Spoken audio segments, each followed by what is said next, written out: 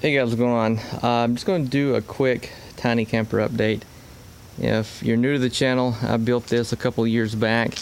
It's a 5x8 tiny camper. I used the enclosed trailer, stripped it down. Have a whole build video series on this if you want to check it out. But I get quite a few PMs and stuff about updates, so here it is. I've not done a lot to it. We used it quite a bit the first year and a half, 2 years, and I'm getting ready to use this fall. One thing I do have to do is re-put that switch in. If you've been following this, I had some issues with my solar system. I bought the cheapest charge controller I can find. It's a PWM charge controller, and it's worked great.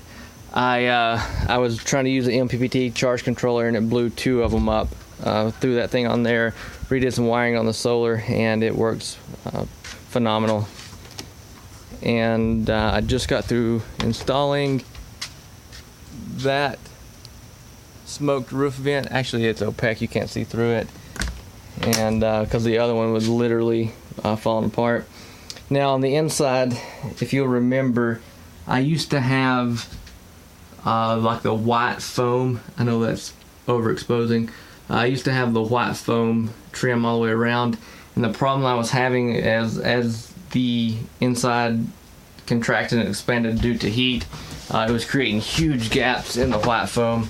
So what I did is I just pulled pallet boards up and put pallet boards on it, and it turned out real well.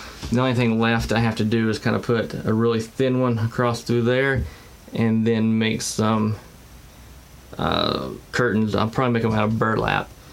So, real quick update, if you like this video and you've not seen the build series, check it out. We don't have the mattress in right now. I'm getting ready to wash the cover for it. But, as always, thanks for watching.